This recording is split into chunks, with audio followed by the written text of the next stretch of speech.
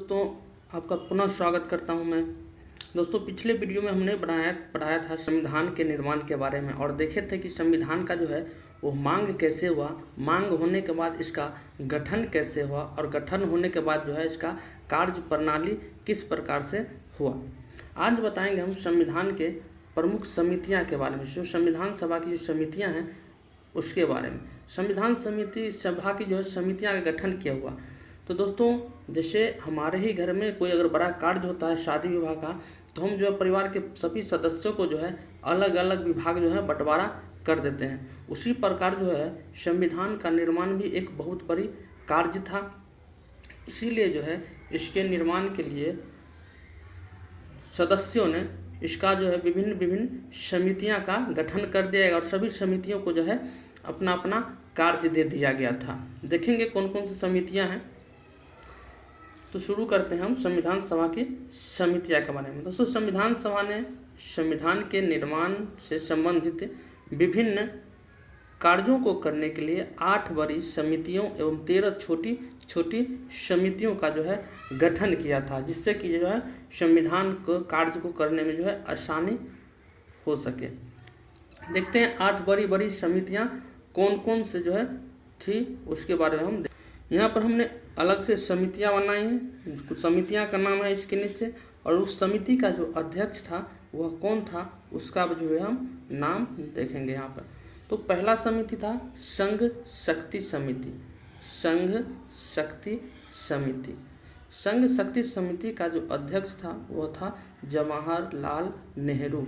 यानी संघ शक्ति समिति का जो अध्यक्ष था वो था कौन, तो वह था जवाहरलाल नेहरू। ये सब जो है एग्जाम में पूछे जाने वाले सवाल है। उसके बाद था दूसरा में संघीय संविधान समिति। संघीय संविधान समिति, ये सब जो है प्रमुख समितियों में से जो है एक है। तो जो है संघीय संविधान समिति का भी अध्यक्ष जो थे वो थे जवाहरलाल नेहरू, जो कि हमारे आज़ाद भारत के पहले प्रधानमंत्री थे। तीसरा में है प्रांतीय संविधान समिति। प्रांतीय संविधान समिति, सभी का जो प्रमुख समितियों सबका जो है क्या क्या कार्य था उसके बारे में हम चर्चा करेंगे। तो पहले देख लेते हैं प्रांतीय संविधान समिति की जो है अध्यक्ष जो था वो था सरदार वल्लभ भाई पटेल। सरदार वल्लभ भाई पटेल इसका था प्रांतीय संविधान समिति का अध्यक्ष थे। सबसे महत्वपूर्ण जो है वो है प्रारूप समिति। एग्जाम में जो है यह प्रश्न हमेशा पूछा जाता है कि प्रारूप समिति का अध्यक्ष कौन थे। तो इसका अध्यक्ष था दोस्तों, ये थे डॉक्टर B.R. अम्बेडकर साहब। Doctor B.R. अम्बेडकर साहब जो थे प्रारूप समिति का जो है अध्यक्ष थे। पांचवा जो समिति था वो था मौलिक अधिकार अल्पसंख्यक एवं जनजातीय तथा बहिष्कृत क्षेत्र समिति।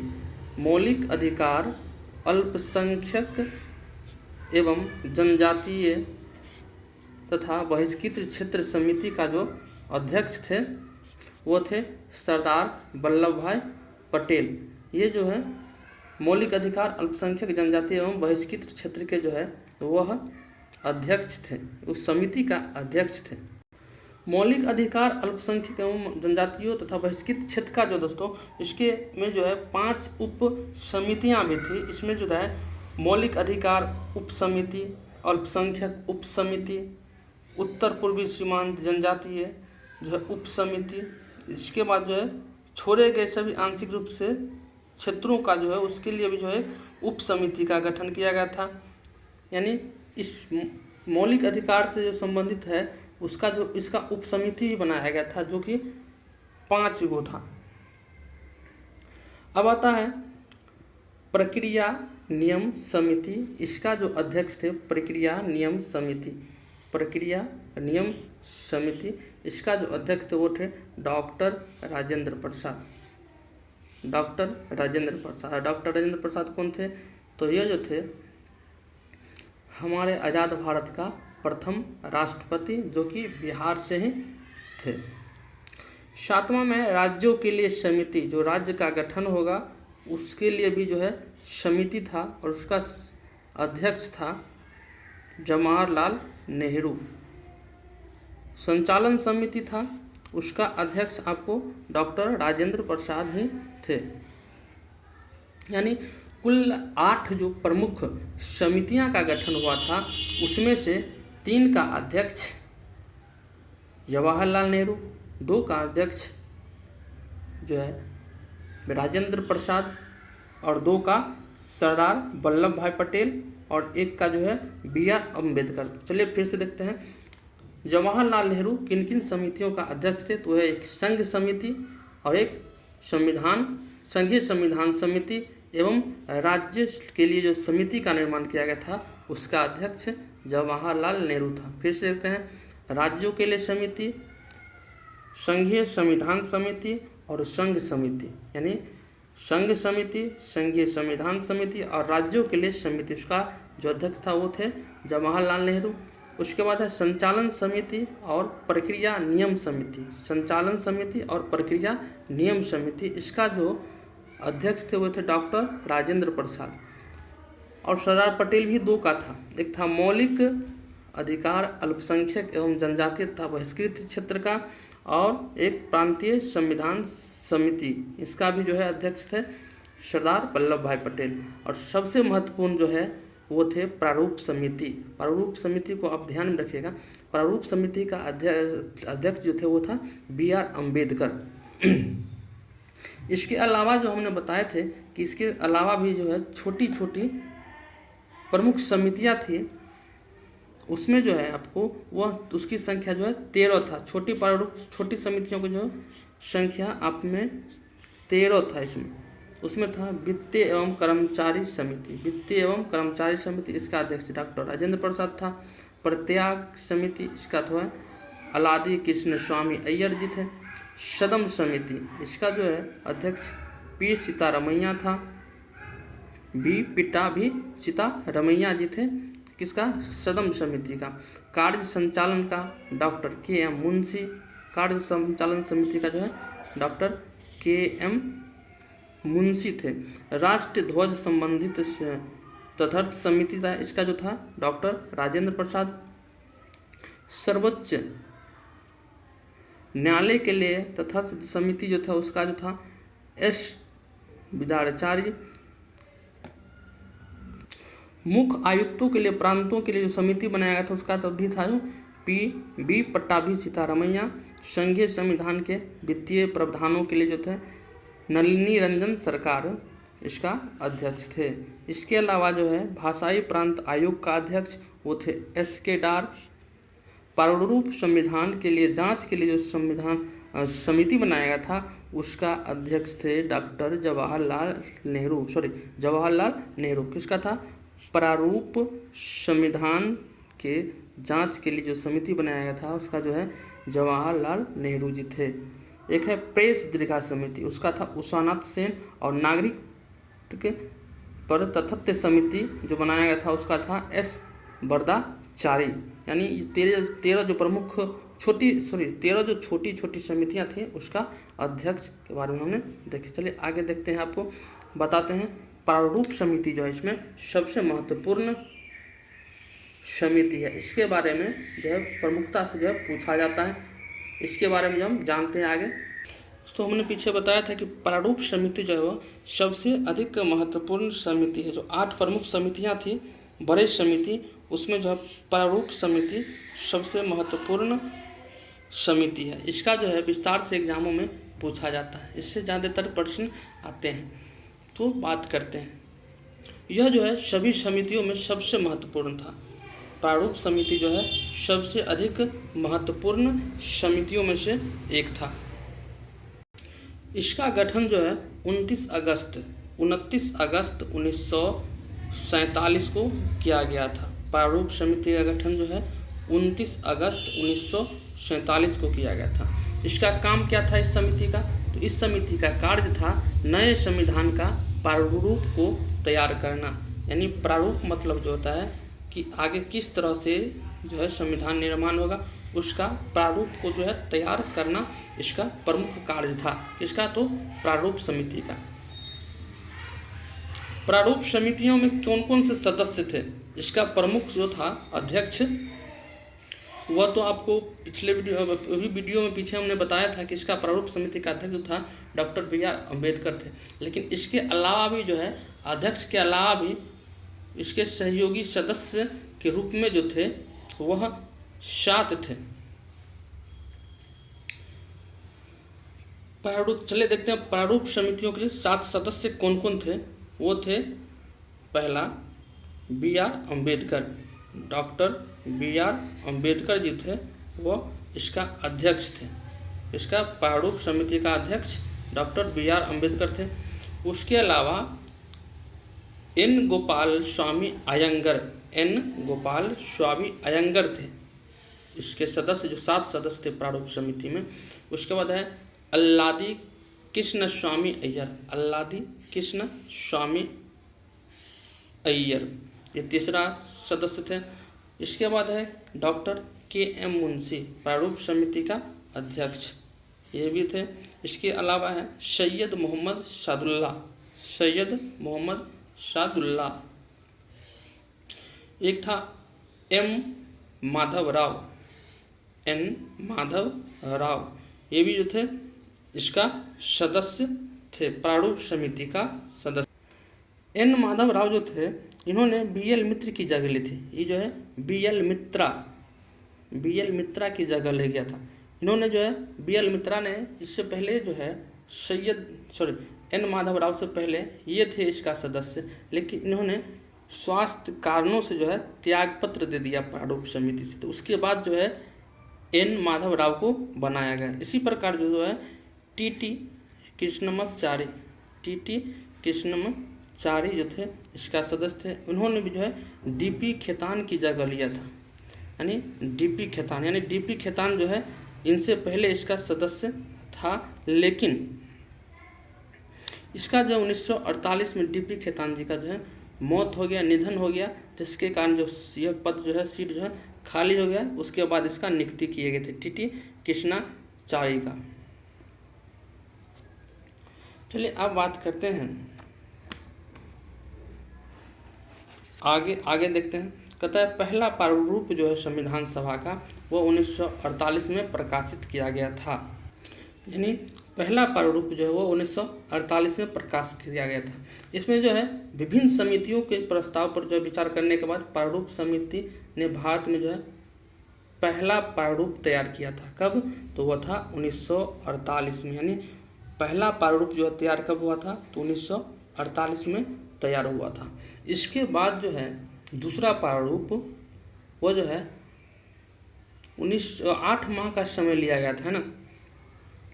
उसके बाद जो है 8 महीने के समय लेने के बाद जो दूसरा प्रारूप जो है वह तैयार किया गया, वो था अक्टूबर 1948 में। दोनों जो है 1948 में ही लिया गया था, लेकिन पहला प्रारूप तैयार करने के बाद दूसरे प्रारूप तैयार करने के लिए 8 माह का समय लिया गया था, और यह जो है अक्टूबर में जाके जो है इसको प्रकाशित किया गया था। लोगों की शिकायतों, आलोचना को, सुझाव को देखते हुए जो प्रारूप समिति ने दूसरा प्रारूप तैयार किया, जिसे अक्टूबर 1948 में जो प्रकाशित किया गया था। प्रारूप समितियों में अपना प्रारूप तैयार करने के लिए 6 माह से भी कम समय लिया, है ना। इसके लिए इस प्रारूप को तैयार करने के लिए जो है 141 बैठकों की जो है आयोजन किया गया। इसके लिए जो है प्रारूप तैयार करने के लिए 141 बैठक हुआ। चलिए, जो प्रारूप समिति का जो काम था उन्होंने अपना जो है प्रारूप समिति जो है अपना तैयार कर दिया। अब आता है प्रारूप समिति तैयार होने के बाद जो आता है वो होता है संविधान के प्रभाव में आना, यानी संविधान जो है अपने प्रभाव में कब आता है उसके बारे में हम देखते हैं। संविधान सभा जो का प्रभाव जो है में जो आना है उसमें जो है 4 नवंबर को, इससे पहले जो है 2 प्रारूप जो है वो प्रकाशित कर चुका था। ये प्रारूप समिति के जो थे सभी ने 2 प्रारूप जो है उसको तैयार कर चुका था। दूसरा जो था अक्टूबर में जो है आपको यहाँ पर देख सकते हैं, अक्टूबर में इसको प्रकाशित किया गया था। लेकिन तीसरा प्रारूप जो है 4 नवंबर और अंतिम 4 नवंबर को जो है ये तीसरा प्रारूप को जो है आपको 4 नवंबर 1948 को जो है प्रकाशित संविधान का जो है अंतिम प्रारूप और तीसरा और अंतिम प्रारूप जो है वह पेश किया गया। कब? तो 4 नवंबर 1948 को जो है संविधान का अंतिम प्रारूप जो है पेश किया गया। यह जो है इसके बाद जो है यह पहली बार जो है संविधान के जो प्रारूप को जो है पढ़ा गया। इसको जो है इस बार संविधान को जब पहली बार पढ़ा गया, सभा में इस पर 5 दिन तक जो है आम चर्चाएं हुई, यानी जो प्रारूप पेश किया गया इस पर जो चर्चा हुआ, कहाँ सही है कहाँ गलत है, क्या चीज़ सही है और क्या चीज़ गलत है, इस पर जो है लगभग 5 दिन तक चर्चा हुआ। उसके बाद जो आता है संविधान का जो दूसरी बार संविधान पर जो है दूसरी बार चर्चा शुरू जो होना हुआ वह है 15 नवंबर 1948 को। इस पर जो है दूसरी बार चर्चा शुरू हुआ, विचार किया गया। पहली बार तो 4 नवंबर को जो अंतिम प्रारूप पेश किया गया तब जो है इस पर विचार किया गया, और दूसरी बार जो है 15 नवंबर 1948 को जो है इस पर दूसरी बार चर्चा किया गया। फिर एक बार चर्चा होता है इस पर, कब? तो 14 नवंबर 1949 को इस पर तीसरी बार जो है विचार विमर्श किया गया।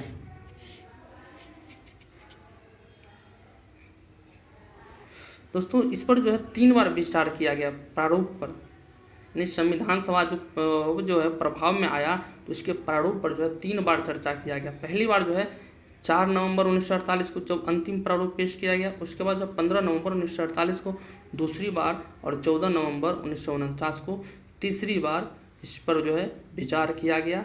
कहाँ क्या गलत है, संविधान में क्या चीज़ सही है उसके बारे में। और यह चर्चा हो भी क्यों नहीं, क्योंकि यह जो है कोई छोटी मोटी बात नहीं था, हमारे देश के संविधान की जो है उस पर चर्चा होना था, जिससे जो हमारे देश का भविष्य तैयार होगा। तो चर्चा होना जो है बहुत ही ज़रूरी था। अब जो है बात करते हैं आगे। जब चर्चाएं शुरू हुआ था तो B.R. अम्बेडकर ने the constitution is settled by the assembly be passed प्रस्ताव जो है पेश किया। इसको ध्यान में रखिएगा, ये बहुत ही हाईलाइटेड क्वेश्चन है कि B.R. अम्बेडकर ने जो है संविधान सभा में जो विचार शुरू हुआ, इस पर तीसरी बार विचार शुरू हुआ तो इस उन्होंने एक नाम था the constitution is settled by the assembly be passed प्रस्ताव को जो है पास किया गया। इस पर